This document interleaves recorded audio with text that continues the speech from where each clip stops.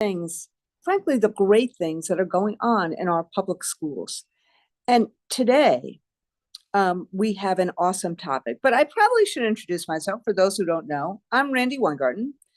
I am the president of the AFT, which is a union of educators, healthcare workers, and public servants. And we represent about 1.7 million people across the country.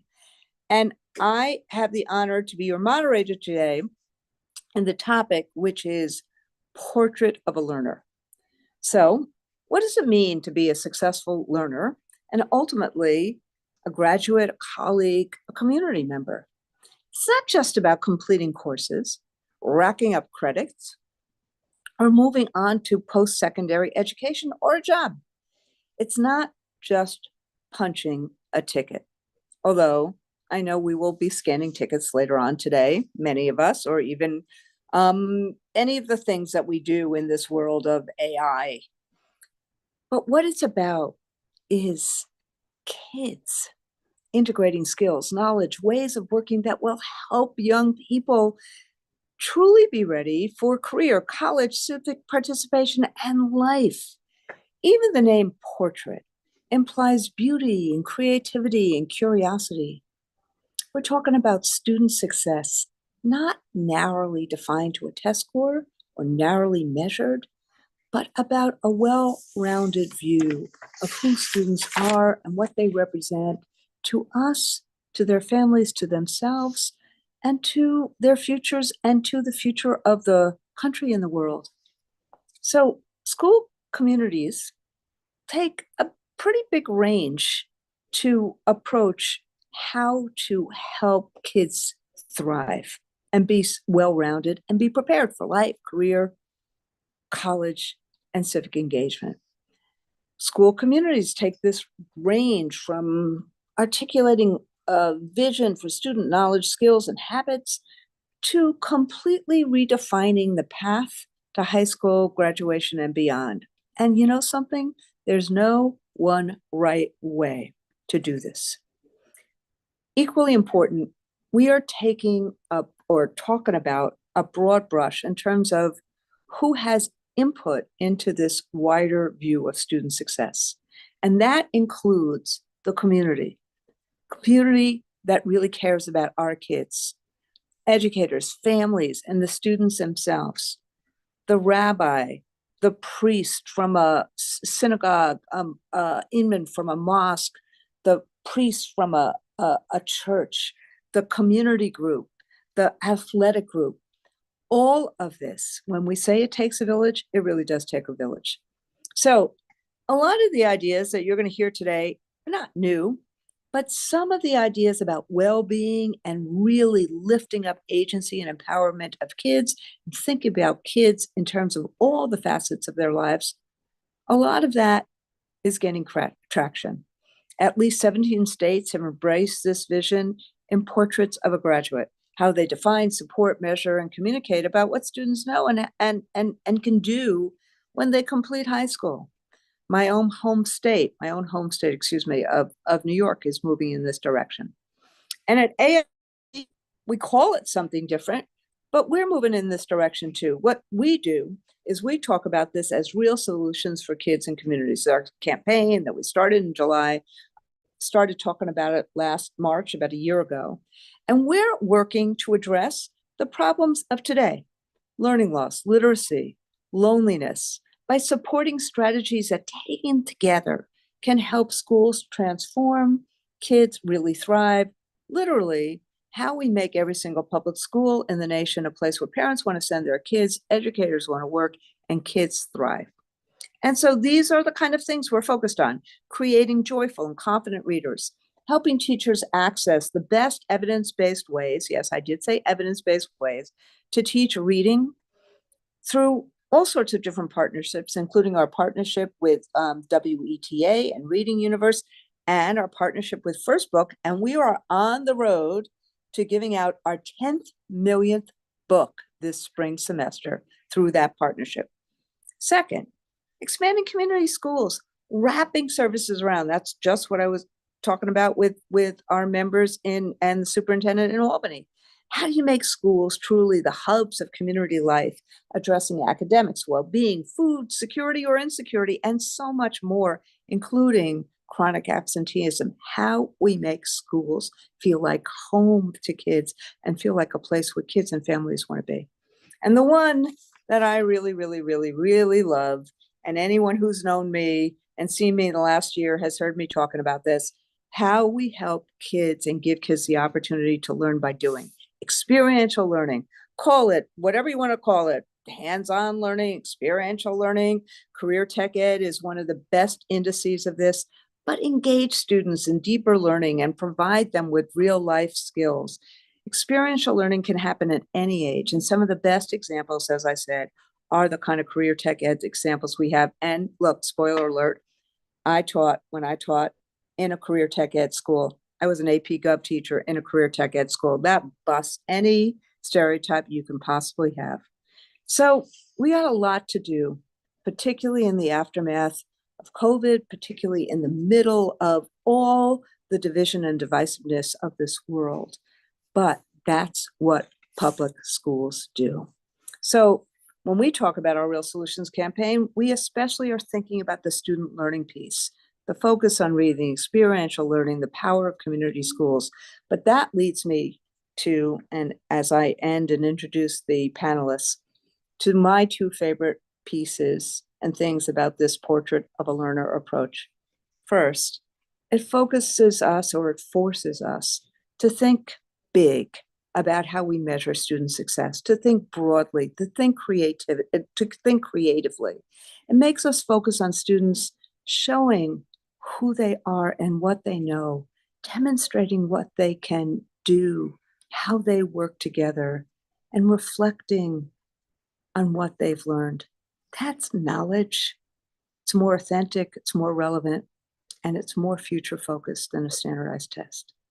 And the second favorite thing, I know I said favorite thing, but I have two favorite things, is that when we put students and their futures first, we can have real conversations that may surface differences, but aren't about politics or partisanship, or about dismissing people's histories or negating their identities. It is a way of lifting people and seeing who they are and being on team humanity, regardless of differences, celebrating those differences and being able to navigate them. That, to me, is a portrait of a learner, and that's what public schools do best when they are doing the work that all these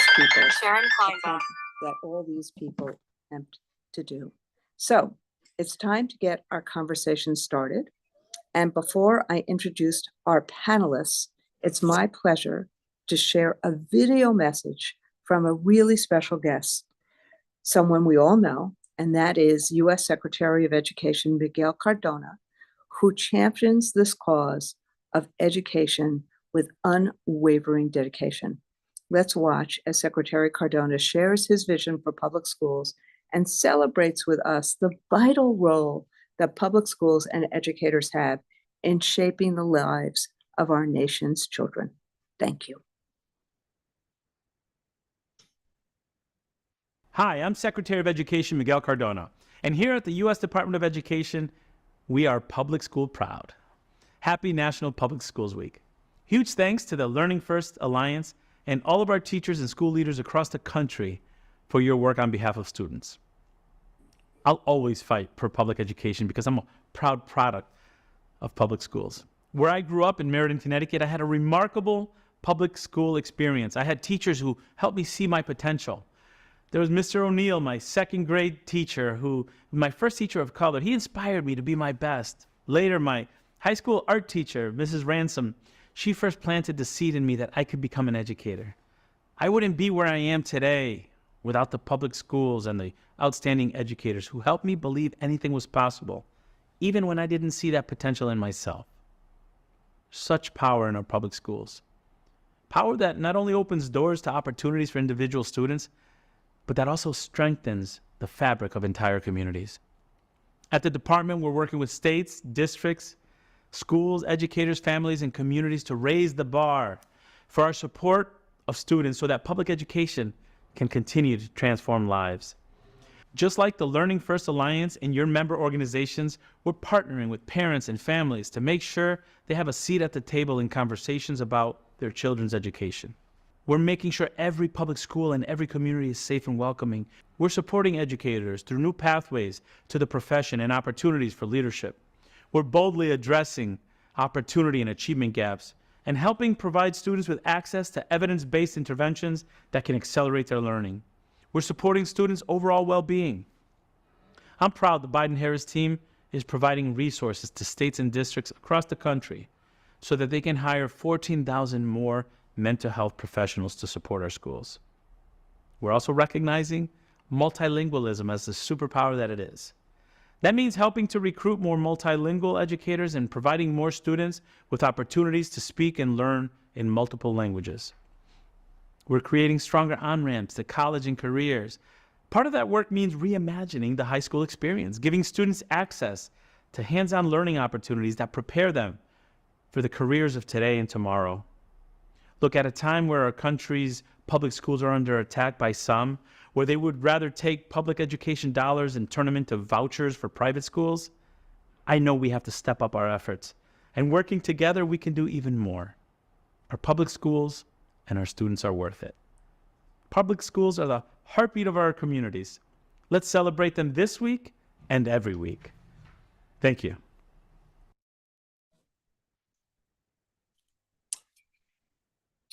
Thank you to Secretary Cardona, and we want to thank him for everything he does every single day to help kids succeed and to help all of us help kids succeed.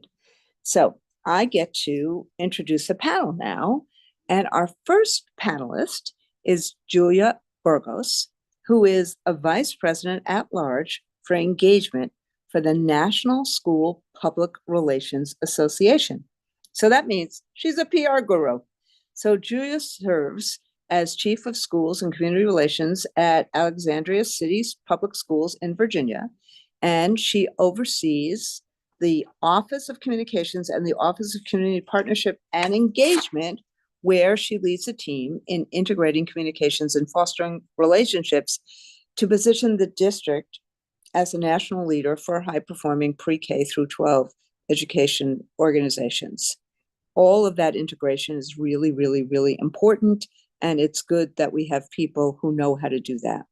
And Julia has had 30 years of experience in government, public relations, not-for-profit work, and program administration. So Julia, thank you for being here with us today. And let me ask you the first question, and then I will probably ask a follow-up. It depends on, obviously, if I'm like, oh, wow, let me ask this follow-up. But if you cover everything, I may not. So in advocating for the concept of Portrait of a Learner, which I know you do, and I know you've done it so successfully, but pull back the curtain. How would you recommend committees embark on setting and communicating their education aspirations and goals for students? Help us figure out how to do this, how to make that portrait live.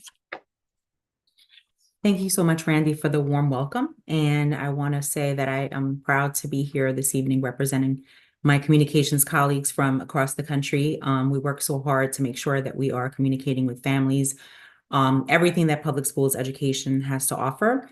I am very excited to share with you some of the things that we work on my team. Specifically, we're very fortunate to have a strategic plan called Equity for All. So your question is perfect, because one of the things that we focus on is that we place racial equity at the heart of everything that we do. Communications for us is about making sure that all of our families are getting the information that they need to help students be successful, and so that staff can also be successful, making sure that our professional learning aligns with what students need. But I'll start with sharing that I'm very fortunate to have family and community engagement in my team of school and community relations. We actually opened a center, the only one in Northern Virginia, for family and community engagement. And we have a team of division-wide family liaisons as well as school liaisons. And they really serve as cultural brokers. We're really fortunate to have them be able to work with families, especially for families that are just newly arriving to our country that may not know how to embark, right? May not know how to communicate with them. And so our team, because they're bilingual, they're able to speak the language, they're able to work with families, they're able to really employ those grassroots approaches to ensure that families are really receiving that kind of support that they need, especially when we have a lot of rules and navigating registration packets and all kinds of things that can be really difficult here in this country. And so we're really fortunate to have a team that's able to really focus on that. We also have a community outreach team that does a lot of work with our partners and our community-based organizations to make sure that they're helping to support our students in every way with wraparound services and many other things, and our out-of-school time programming. So I'm really excited that I get to work with my team on that because it's part of my department. I think that, to really answer your question, it's really important that we meet families where they are. It's one thing to invite our families to our schools and we want them to come in and we want to embrace them and create that welcoming environment, which is definitely part of one of our core values for the school division. But they also want to see us where they are. Just this year, we have a new superintendent that started in July in a permanent role. And we do what we call chats on the spot, where we go to bus stops and talk to families and greet students in the morning.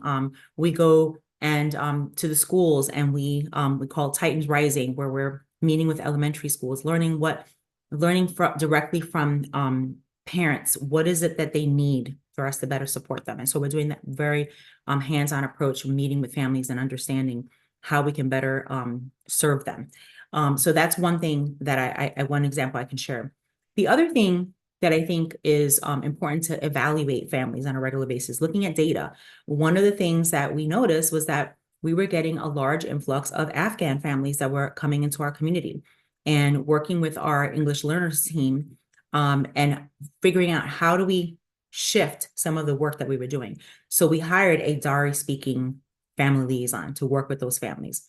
We recently had an event where we had over 300 Dari speaking families come to that event, which was wonderful. Our superintendent was there. We had our family liaison that was there inviting them, and we did it in Dari. So guess what? I had to wear headsets and understand. And that was hard, right? It was hard to follow that conversation, but it really gave me a sense of what it's like when they come to our event and we're speaking English and they have to follow along. And so we do a lot of that work as well, having language specific events so that our families feel welcomed and they understand, and that we have to understand how they feel when they're coming to our schools and they are not getting the services, or maybe they're not feeling that welcoming feeling that we want them to have. So really important to make sure that you're immersing yourself in that culture and those kinds of ways, having events that are culturally appropriate, making sure that the food that you're serving. One of the things we started is Tasting Tuesdays, where we have cultural meals for our students, right? So they are actually learning about different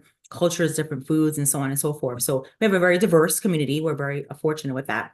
And then the other thing too is that making sure that while we do have translation and we translate into 4 other languages beyond English, that it's not just about translation, it's transliteration, right? Making sure that there's not offensive language. Just because something is translated doesn't mean that it actually is going to resonate. It could be something as simple as summer. In Ethiopia, there is no summer. So when you say summer school, they don't understand what you're talking about all the time. So making sure that you're creating an environment where the language that you're using is going to actually resonate with those communities. So we don't just translate, we look at it and make sure that it's transliterated. We were very fortunate to institute a mass communication system called Parent Square, just the summer of July 2022. Wait, just say that again so people can hear it.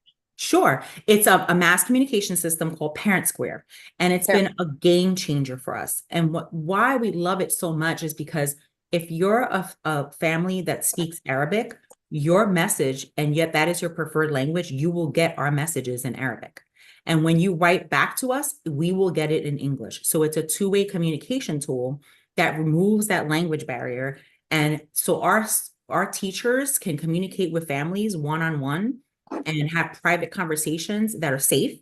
And also our in their preferred language. And it has been an amazing tool for us because our families really feel like they're getting that information in the language that they prefer, rather than trying to hand translate, wait, especially in the middle of an emergency, we're able to try to communicate with them. So it has really been amazing. And, it was a huge shift for us to do that, especially as we were coming off of COVID.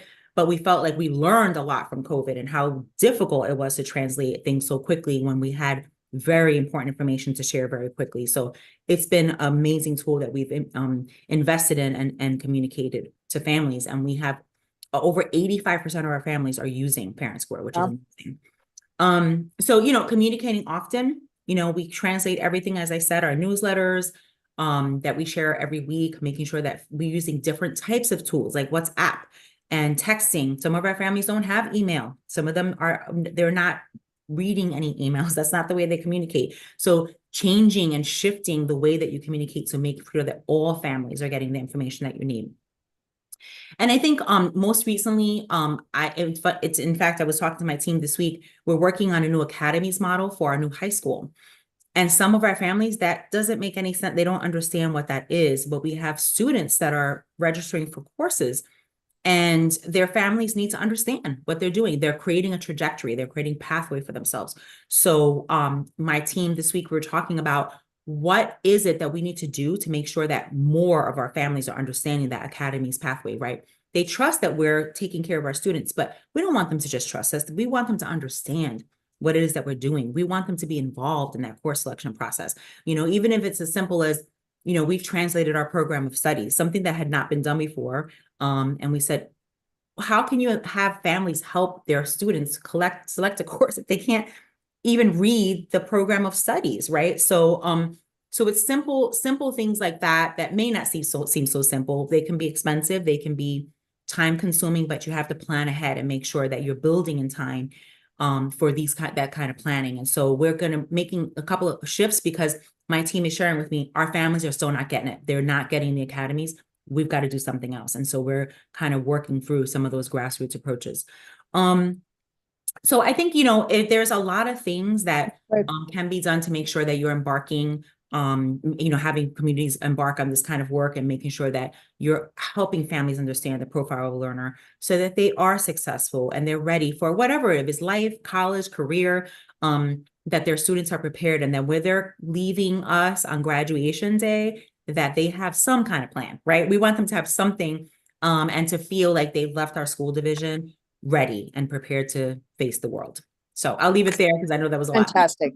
No, it's great. So I hear you say, and then we're going to get to our next speaker. I hear you say that by meeting families where they are, you've used the language that a lot of us use, but trust, understanding, involvement, and the other pieces are that you're talking about well-being, communication, and you're talking about instruction, and you're doing the continuous, if it's not happening, how do we make it happen more? So bravo to you, Julia, and thank you. Thank you so much. You're welcome. Thank you. So our next speaker is Dr. James Lane, who many of us who have been on, in the education trenches know pretty well. So now he is, other than being a superintendent extraordinaire, he's now the CEO of PDK International. Before that, James served as acting secretary in the Office of Elementary and Secondary Education at the U.S. Department of Education. Tried to say that with one breath. And before that, he was Virginia's 25th superintendent of public instruction. Has deep roots, as you can tell, in education, in all of these different roles, plus all the roles he had beforehand. And because of all this, he earned recognition as the 2017 State Superintendent of the Year. But it's so interesting, James, that you're in the PDK role now, because that is very much of both a communication and an education role writ large for all of us. And so, I'm dying to ask you a bunch of different questions about, what's your plan for how we communicate the importance of public schools. But we're on Portrait of a Learner. So I want to really kind of also pull the curtain back and see if you'd shed some light on the process by which schools develop their goals and how members of the public can actively participate in sharing their goals. Thank you, Randy, and thank you for the question. Good to see you as always. Yeah. There are a number of ways that schools set goals and a number of ways to participate, but I'm going to highlight two that I think are really important. In every school district, they typically set a 3 to 5 or even longer years strategic plan. And there is usually a conglomeration of community members, teachers, staff members, educators, leaders in the community that come together to talk about what they want to see in education for their community. And by the time that gets approved, it goes before the school board. And there are always amazing opportunities to talk to your school board and lift your voice and talk about what you want for your schools. And I can tell you, having sat on that dais many times, the folks that come and speak before our board and take the time to share their opinions, those are taken very seriously. And it's an opportunity to weigh in, even if you're not on the committees that generated the original drafts. And then in your local schools specifically, every year, each of your schools will write an annual plan. And as a parent or community member around that school, you can weigh in with the principal. And they usually present that before the PTA and have a lot of conversation about what you want for even your specific school. But I will say, I used to say this a lot as a superintendent. I think a lot of superintendents say this. If you really want to know the priorities of your district or your school, look at their budget. And the budget will tell you how much they're investing in teachers, how much they're investing in professional development, how much they're investing in the quality of the building. And so there are a number of factors that can come up from time to time. But the budget process is usually done about this time of year in schools and school districts. And it's a great opportunity to know what's really going on in your schools. And so even if something's in the strategic plan, you won't know if they're really activating it and putting action to it if they're not putting funding behind it. And so those that advocate for eliminating the teacher shortage or supporting teachers, we should be seeing support for increased teacher salaries. Those that want to talk about better working conditions or better programs in the schools, make sure that those programs are being funded. And just like the strategic plan, there are tons of opportunities for community members to engage in public forums on the budget. Come again to the school board meeting, or even if it's the school principal rolling out just the school's budget, there are tons of opportunities to talk with your principal about what you want to do. But ultimately, if you have a deep heart in wanting to see improvement and change, or just even a specific initiative in your schools, the most important thing that you can do is talk to your local school board member, superintendent, principal, someone that's in one of these decision-making roles, and coordinate with other parents to lift your voice, and teachers, frankly. I mean, the PTA is a great place, and that's teachers and parents and students together advocating for the goals of their school. So would you do this, James? I mean, you and I have both been through all the performative stuff that happens right now in school board meetings across the country. So I guess I'm just asking you the follow-up of, so say you have something that you really want to do, you and a set of other parents, maybe it's accelerated tutoring, maybe it's like me, love career tech ed and want to see more pathways like a health pathway or things like that. What would be your advice? And you don't see enough in the budget. So what would be your advice?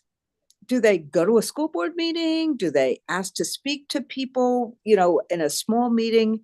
Just help us give people some advice about how do they start. Yeah, well, there are a number of ways. And I'm a parent of a fifth grader and an eighth grader. And, all the time I think about what I want for my schools. And, ultimately what I want as a parent is to know that my child is being cared for at school, that their teachers are supported and are able to do the job that they want to do. But if there was something specific you wanted to see, new or different in your district, the first thing that I would do is attend your local PTA meeting and just have conversations with other parents about if those are the same issues you're seeing, and lift your voices together. In the districts I was in, we had teacher councils, we had parent councils, And of course, we had school board meetings, and there are a number of ways that you can plug in and become a part of the many committees that schools use to make decisions. Good school districts are working with families and community members and parents and teachers all of the time to have these conversations. But ultimately, if there's no other avenue that you've explored, going to your local school board meeting is a great option. But frankly, most of our school board members put their phone numbers right there on the district website, or they put their email address out there. Write your local school board member and ask them, or call your superintendent's office. Even if the superintendent is busy in a meeting, someone is going to call you back from the district, because making sure that our family members and our community members are aware of what we're doing and addressing their concerns, we build time for that in our schedules every day to make sure that our families feel supported, because at the end of the day, we want our students to be happy so they can be learning. And one of the best ways to make our students happy is to make sure that we're working with our parents on what their needs are. Thank you, James. I really appreciate that. And I think that, part of what we're trying to do in Public School Week is make schools, our public schools, really accessible to parents and communities, because we're doing all this work, and obviously to teachers and other educators, but we're doing all this work on behalf of students. And I should have said earlier that all 4 panelists will be able at the tail end to have a couple of questions where we'll bring all 4 panelists back in. And now I get the honor to introduce, we do schooling for kids. So our third panelist is the current student president of Educators Rising, and Milan Aranda. I think I said it correctly. Did I? Thank you. Whew, thank you. Milan embarked on her journey with Educators Rising as a freshman at Burke High School in Omaha, Nebraska. And she's now a college student pursuing her education at Northwest Missouri State University in Mayville. And Milan is dedicated to becoming a kindergarten teacher. And her vision for education is one where every student feels a sense of belonging and recognition in a classroom. So we are delighted to have you with us. And I love Educator Rising for lots of reasons that I can't go into here, except that they are so fantastic as a student going into teaching organization and really walking the walk. But let me ask you, Milan, do you believe that students should actively, I know you believe this, I know that's silly to ask it this way, but I'm going to ask it in a more contextual way. Do you believe that students should actively participate in setting goals for their schools and for their own educations? And how, just like I've asked the other panelists, pull back the curtain about how they should be doing this. Thank you. Just thank you so much for having me. I'm really excited to be here. I do think it is super important for students to actively be a part of their high school. I know for me, my freshman year, it's just really scary. It's a totally different experience, even freshman at college, very different to get involved and want to work towards to better whatever school you're at. But I think once you start to make that step and advocate for yourself, you're not only will you benefit yourself, but you'll benefit others, because I'm sure other people have those same questions or want to see those same changes that you do. So once you make that first step and advocate, it'll help everybody. Also, not only I feel like will help you in the classroom, but outside the classroom, because you will get those skills to learn how to advocate and speak for what your needs are.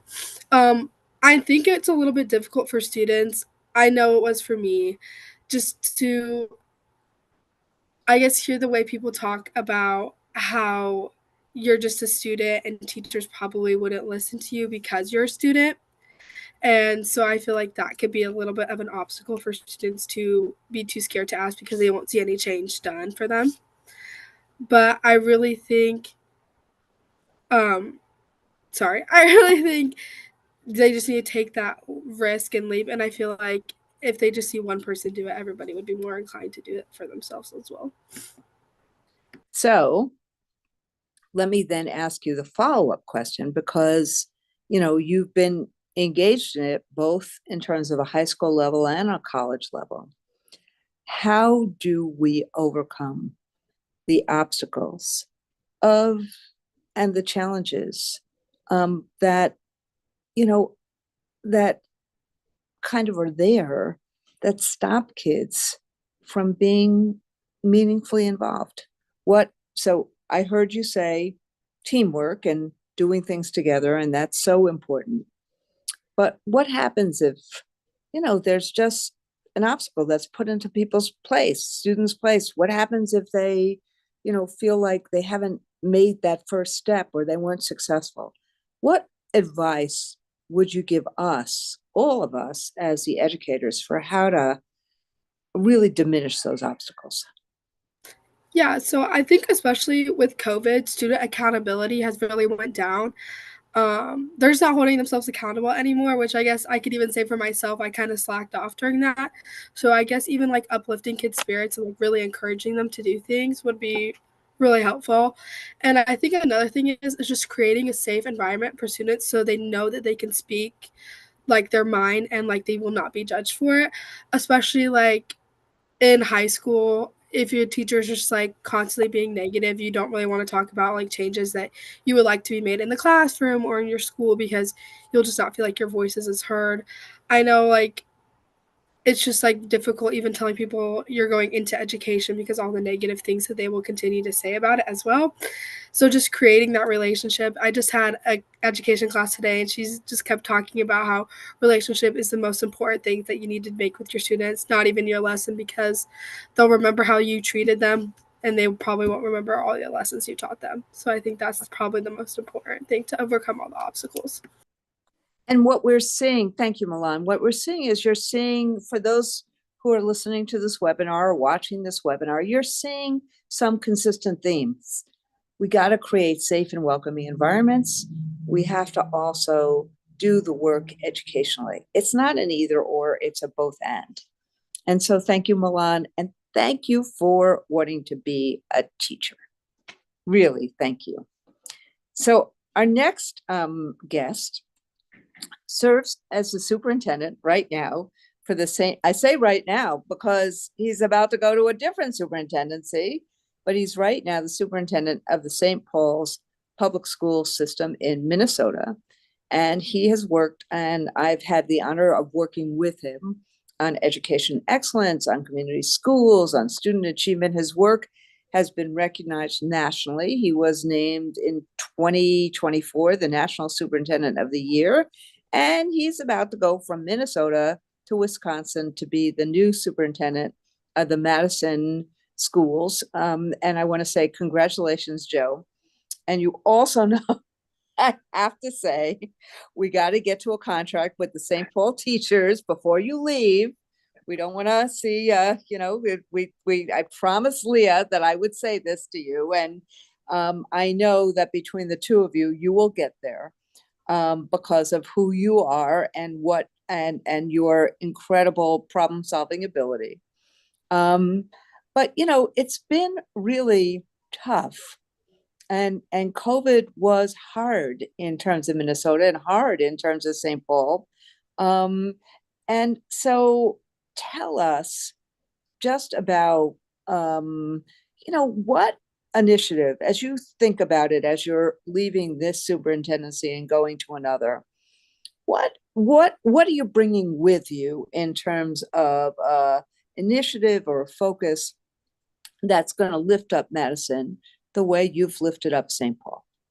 Great. Well, thank you, Randy. Great to be here and great to see you. And first, Milan, great job. And it inspires me and gives me so much hope when young people like you are saying that you want to be an educator. So thank you. You did a great job.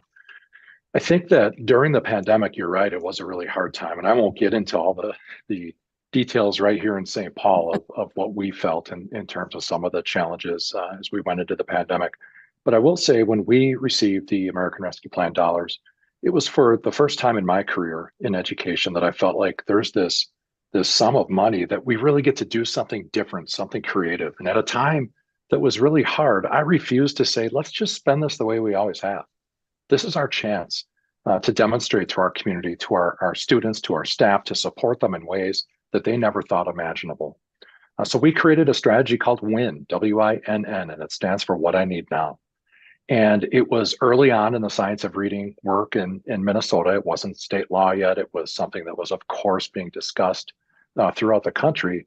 And we decided to get into that work early to train educators and to assess our students in a way with a universal screener to determine who needed the most support in reading. And focusing on our grades K through 2 students, it became very clear that with this new professional development that our teachers engaged in, again, during the pandemic, and I really credit them. They've been so inspirational throughout this whole journey for us. The results that they were able to establish in their classrooms have been remarkable. And I think one of the areas that with this reading work, where it stops is this. There's a lot of states right now who are making it mandatory. Teachers are being trained. My fear with this is that we are funding a universal way of teaching, but it does not mean that we're focusing on the students who need it most. And we chose to focus on the structure of how we're implementing reading, hiring those extra teachers to be in the classroom side by side with their core teachers and providing a tier 1 intervention that's seamless has been the most impressive part about this. Teachers don't feel like someone's coming into the room and telling them what to do. They feel like someone's coming in to support them and to support students who they can't always get to. And the data that we're able to gather is showing accelerated growth in students who were, who have been really struggling. And as I've been in classrooms, the one thing that I always try to take note of is body language of students in reading, because, for some, it's not always exciting. But I'm seeing that change in St. Paul Public Schools. I'm seeing students sitting up attentively. I'm seeing them following directions of their teachers and really, with a full heart. I'm seeing them work together in small groups and with peers and being proud to be readers. And it has by far, my 30 years in education has been one of the high marks, without a doubt, in terms of how we're implementing the science of reading. So I'm so glad you raised that issue about the science of reading, Joe, because I do think what happens, and I'm going to ask you a follow-up before, and I know we have a last panelist, but I'm just dying to ask you the follow-up, which is, how do we break through this? There's something that happens, Ed Week reports on it, or some of us do a report. Look, we did a report, Mary Catherine Ricker-Schenker did a report about the science of reading too. And, and we know there are things we need to do. Or somebody says, okay, this is a good idea. And all of a sudden there's this huge push that everybody tries to model something that they don't really know how to model. Frankly, the modeling doesn't really work because every district is different and the kids are different. And so the strategies, I've started talking about, look, the strategies may be similar, but the way in which we execute and implement are really different. And just like testing can't be one size fits all, we can't have these strategies as one size fits all. How do we teach people that without them fearing that, oh my God, if they don't do exactly what somebody who's like the superintendent of the year has done, somebody's going to say they're failing? How do we teach? Yeah, it's a great question. I think one thing for me, I'm a science teacher. I taught high school life science and had 1 3-credit class in methods of reading. And I'm not an expert in reading. I'm not, but I know that there are a lot of experts in our district who are. And we've created a district literacy leadership team, and I'm part of that. And it's bringing in educators, staff who are supporting reading. It's bringing in voice and perspectives about what we have to do to make sure we're differentiating for students receiving specialized services, making sure that the interventions we're using, our English language learners are able to access them in the same way. And it's given us, a table to bring problems of practice together and solve them. But more than anything, our staff are feeling empowered because as the superintendent, I see them, I care about them, I'm following up, I'm following through. It's really easy for me to say, here's the strategic plan, here's the strategy, here's the fund, now go do it. And that has proven to Right. have some success, but not the kind of success that's going to be sustained and really benefit our children. And we're doing this work at a time where we're reducing budget. And I've told everybody who will listen to the community that we are not reducing WIN. What I need now is working. Our kids and our staff are saying so. And because we've been able to bring this group together, we've got a lot of really great positive momentum going. Great. And that's why I know you will be able to solve the contract before a strike, because I know you. So thank you, Joe. And I'm going to see you back in a couple of minutes, but we have one more speaker. So my bad that I didn't say that originally, which is, I just asked that question about how you do all this, and without thinking that there's one size fits all. And frankly, one of the people that have to deal with all of that are people who are on the school boards. And our final panelist is Christy Sweat. Christy is now the president of the National School Boards Association. All I can say is thank you for doing this job.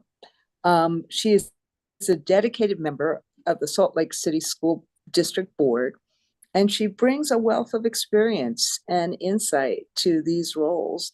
And her leadership is instrumental in fostering collaboration between school board members and community stakeholders to really try to do this through line about how we get to education success for our kids. So first off, I am in awe of you because I know, just like you, all of what has happened.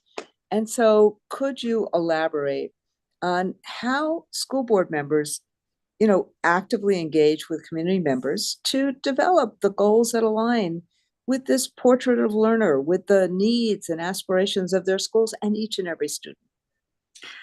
Well, absolutely, Randy. I'm so happy to be here, and we representing National School Boards Association. It's just such a passion. So thank you for the opportunity. I have to say, communication is imperative. That's one of the most important things. And I think as an elected official, all of us, we go to the same grocery store, we attend the same church. A lot of our children and grandchildren, go to the same schools. Our meetings are open, to the public, and we welcome, those comments. But I would say the most highly effective boards, that in order for them to be successful, they need to be looking for ways to engage with our public always. And so you've already mentioned a couple of them, going to PTA meetings, going to community meetings, that's important. Surveying, our community on important issues, that's another thing. Making yourself accessible. I think that some school board members and school community members have office hours. So, it's important that you keep that communication open. So I want to give you an example of when communication really works well, and it makes a difference in kids' lives. So there is a school district in central New York called Windsor Central School District, and it's in a rural area. And by the way, they are one of three of our grand prize winners of the NSBA's Magna Awards because of the program that they put together. So it's in a rural district. Nearly half of their students are economically disadvantaged, and many of the jobs in the area are related to agriculture. And through conversations with school board members and with the district and with community, family, and students, they recognized that they had a disconnect between what the students' interests were, what their skills were, and also the local economy, and so they realized that, it's not hard to know that they're surrounded by farmland, but the kids didn't know the variety of career paths that were available to them through agriculture, and then even how to pursue them. So 5 years ago, this district, through collaboration, they put together an agricultural pathway that will just blow your mind. It it's K through 12. And for an example, in kindergarten, they put together a curriculum that's a hands-on curriculum for the kids to learn about agriculture. And then it goes from all the way through elementary, then up through middle school, so that the kids are exposed to it. By the time they hit high school, that the high school students can enroll in full year courses in advanced agriculture, and with topics that are relevant, to the economy and the places that they live. But they also gain an experience, of all the different pathways that can lead them into careers. So today, this is great. Every school has either a garden or a greenhouse in their, on their campuses. And the high school has an agricultural lab with a welding lab, 4 beehives, livestock barn, chicken coops, tractors. I mean, it's amazing. And there's also a land lab that's almost 7 acres that the kids in any grade level can utilize. And many of the crops that's grown, they actually are put back into the district cafeterias, so that there's food that they've grown that they're having for lunch every single day. But they also provide it for families of need. If anybody needs additional food, it's there for them.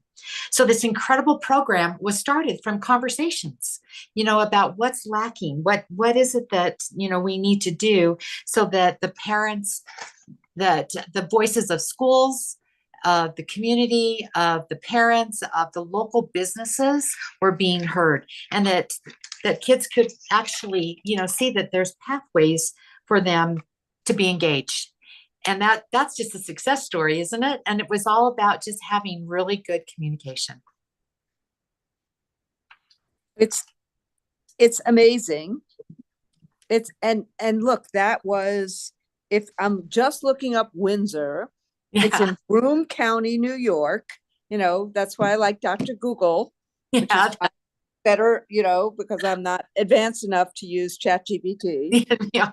But this is just like what you just said, Christy, is like, the stories that we know. And while I'm talking to Christy, we're asking everybody to put their videos back on so we can have all of the guests. I'm going to ask them 1 or 2 questions before we end. But that's what we're talking about when we say, a portrait of a learner. Think about what those kids, we as the adults, in some ways have to put opportunity together. We have to build opportunity. But what you're talking about is that opportunity got built based upon the interest of kids, but also the local economy. And that's what these pipelines and pathways are about. And I just, as you were talking, Christy, I wrote a note to myself that I am going to talk to my staff tonight or tomorrow, because I want to go up. We're lucky enough that these are our members in New York State. So I'm going to go and visit the educators and the kids in Windsor and see this pathway program. That's, but that's exactly what the WIN program that Joe was talking about. That's what James has been doing. I don't see Milan yet, but that's what, Milan is doing by becoming a school teacher. And that's what Julia is doing in that pathway program too. It's how we make things alive. So that's kind of the last question I'm going to ask all of you. We've talked a lot, and I've asked you to open the curtain so that people can hear what the components are, what we need to do to create the portrait of a learner. And a lot of you have said, we got to make sure that, the environment is safe and welcoming. We have to have really interesting and good educational opportunities.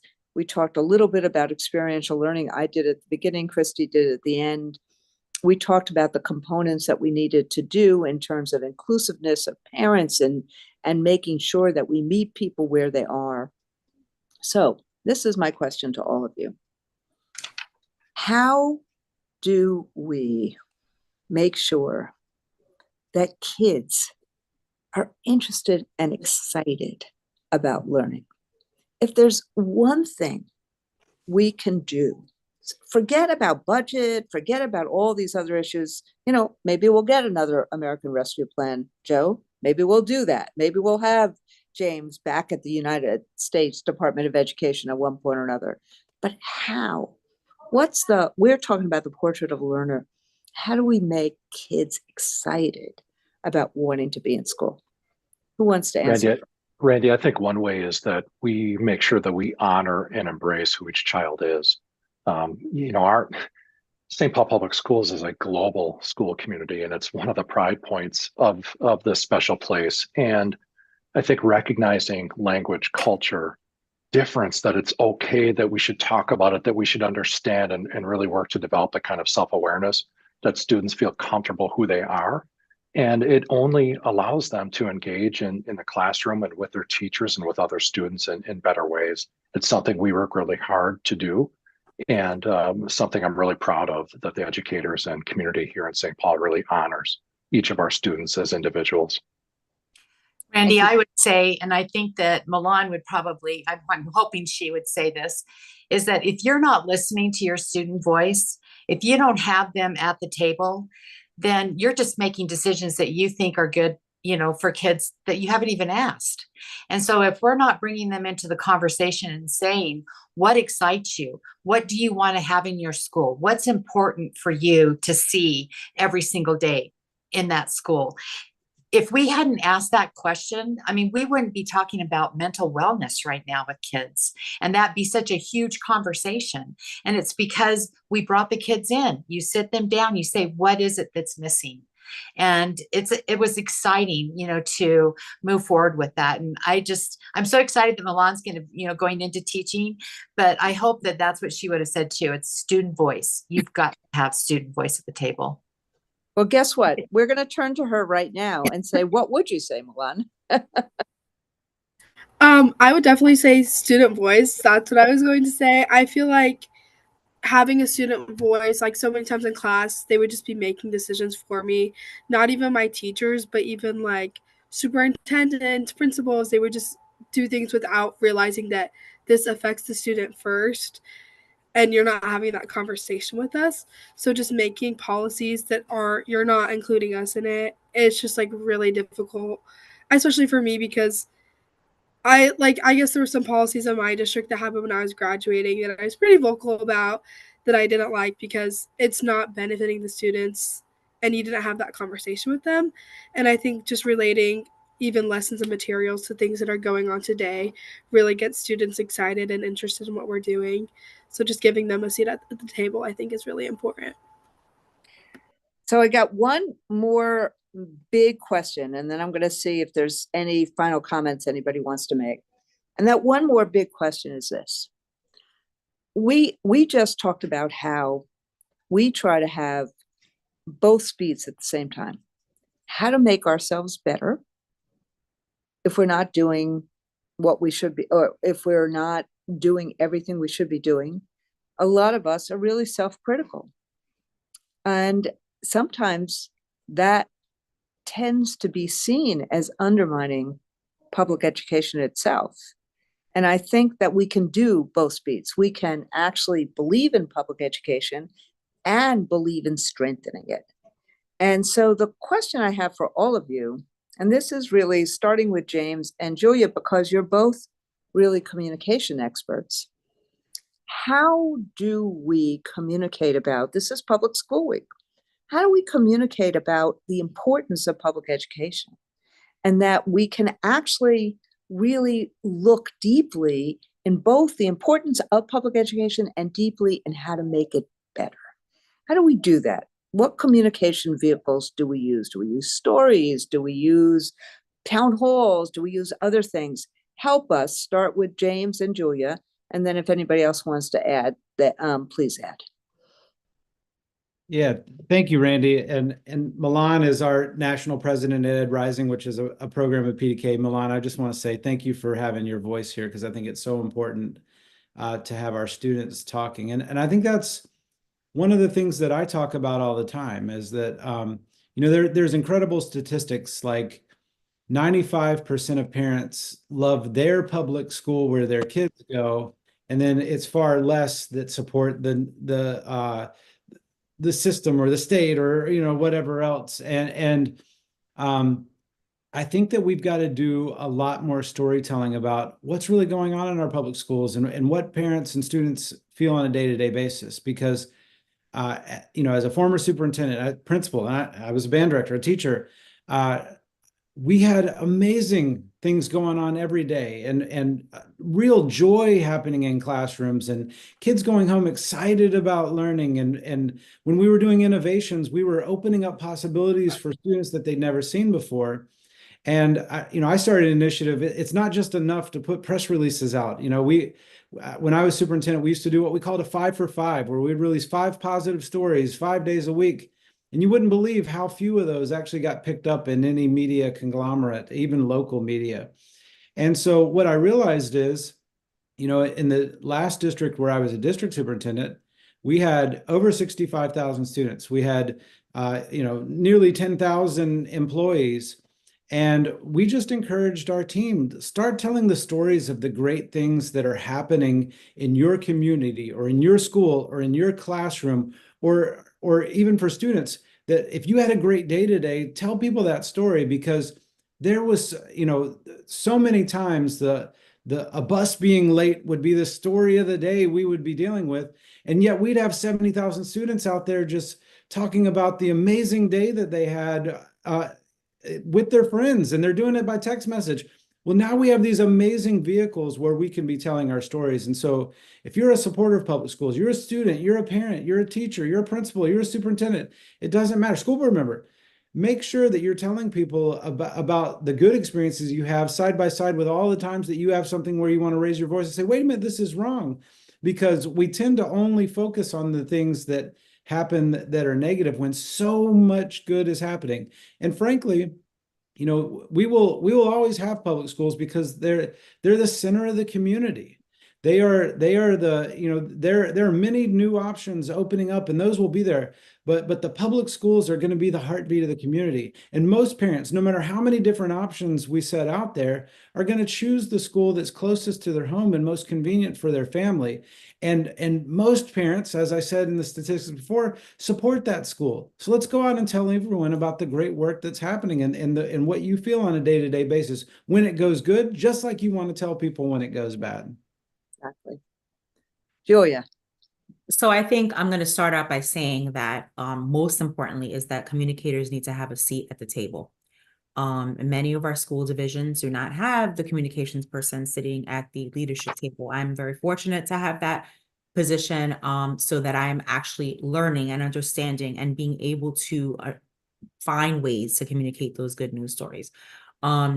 I am consistently going out to schools with my superintendent, and one of the things I would hear all the time is, oh, we have this wonderful program happening. We're launching this rocket. We're doing all these things. And people wouldn't tell us about it. Principals didn't think it was a big deal. So we created a forum called Bright Spots, Glad Tidings, and Good News Stories.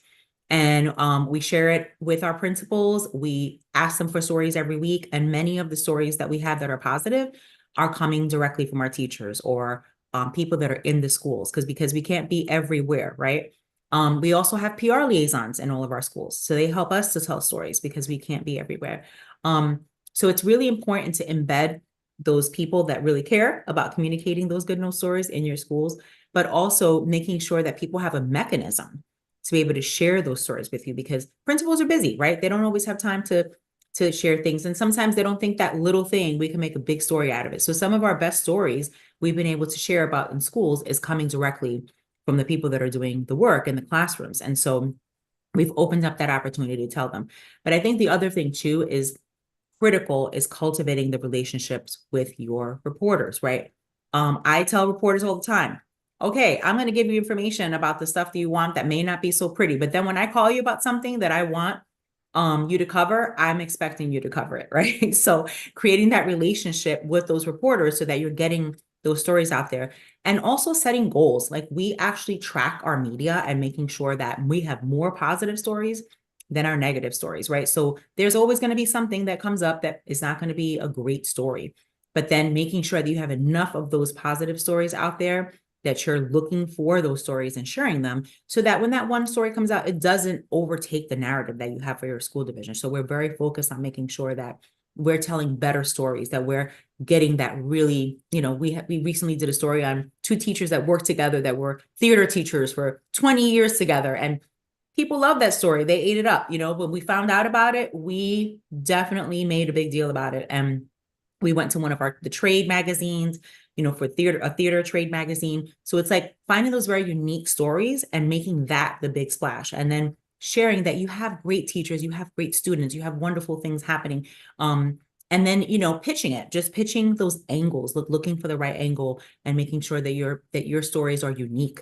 Because we have a lot of wonderful and unique things happening in our schools that some other people may not think it's a big deal, but us storytellers, we will make it a big deal. So I think that really turning to those communicators in your schools to understand and figure out how to tell those good news stories and making them bigger than those not so great stories that are always going to come about that you're going to have to deal with, but making it be more balanced to the positive. So I'll share that. So I have 3 more minutes left, which means that I basically have one more question that I can ask each of you. And I'm going to ask everybody to do this in as short a period of time as we can, which is, we talked a lot tonight about storytelling and about the purposes of public education and why it's so important for our kids for us to see our kids and have a safe and welcoming environment and have all of these kind of instructional opportunities. Let me ask this, as we're talking about the portrait of learner, why are you involved in public education? Why are you involved in it? Why is it important to you? So I'm ending with the portrait of each one of you. And Milan, this time I'm going to start with you. I'm going to do you, James, Joe, Julia, and then Christy.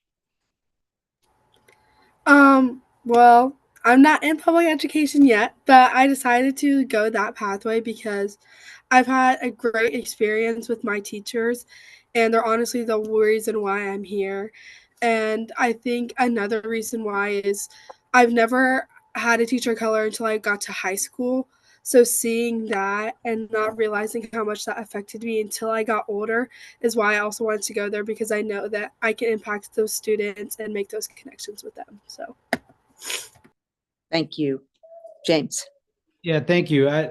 For me, I looked a few months ago, and the house that we lived in when I was born, you could buy at the time and for $29,000 in today's money. And to go from that place to having opportunities to be in the Rose Garden with the president later in my career are just unbelievable experiences that I've had that couldn't have happened if I didn't have a great education. And I went to public schools. And it ultimately was a teacher that did it for me. I mentioned earlier that I was a band director. My band directors took a special notice to the talents that they thought that I had. They cultivated my talent. They encouraged me to go for more than I could ever imagine for myself. And I'm in public education because people did that for me, and I want to give it back to others. And it's frankly why I came to PDK and Educators Rising, because I wanted to work with the next generation of teachers to encourage them to be a part of this amazing work and lift up the children in our community to experiences that they couldn't have otherwise imagined earlier in their lives. Thank you, Joe. Thank you, James. Joe. Well, Randy, you mentioned that I am returning to the Madison Metropolitan School District. It's where I grew up as a sixth grade biracial boy who was really confused about my racial identity. I had my first and only Black teacher, Mrs. Bell, an absolute, she's always with me. She encouraged me. She expected my best. She helped me practice teach. She stayed with me through my career and has continued to be just somebody who I have always looked up to as an educator, and someone who changed my life to open that pathway as a possibility for me. And I've never forgotten that. And I look at every student with that same kind of perspective, that every one of our students has a possibility. They may not know it, and it's our job as educators to open that possibility up. Fantastic, Joe. Julia. So I think as a communicator, I've had the fortune of working in a lot of different industries, but in the last almost 11 years working in public schools, it's the only place when I'm having a bad day, I could go to a kindergarten classroom and just get in a great mood. They just inspire you, say the funniest things. I recently visited a classroom of students they have a bracelet club, and made me a bracelet. And then when I was getting ready to go, they were like upset. They're like, don't leave us. We're having a great time with you. And our superintendent and I were like rushing out. And I said, well, superintendent is in the middle of budget season. We've got to go get money for you. And one of the students said to me, it's not worth the money. It's like, we want you to stay with us. And it was just such a great moment. And just to see that they want you to notice them and they want you to be with them. And that it's what's most important is that you notice them and be with them in a classroom. And so I just left there. We just like skipped down the hallway smiling after we were with the kids. And that's the only profession I've ever, been in this time in education that I could just get in such a good mood just walking into a school. I get excited when I'm walking into a school building and know that I'm going to see kids learning and see teachers that are so committed and so dedicated. And it's just a wonderful profession to be in. And I think that's my why. Thank you, Julia. And Christy. Okay, so it's a question that I'm asked often and that I ask school board members often, when they decide that they're going to run. For me, it was about opportunity and access, making sure that all of our kids, I have a very diverse school district.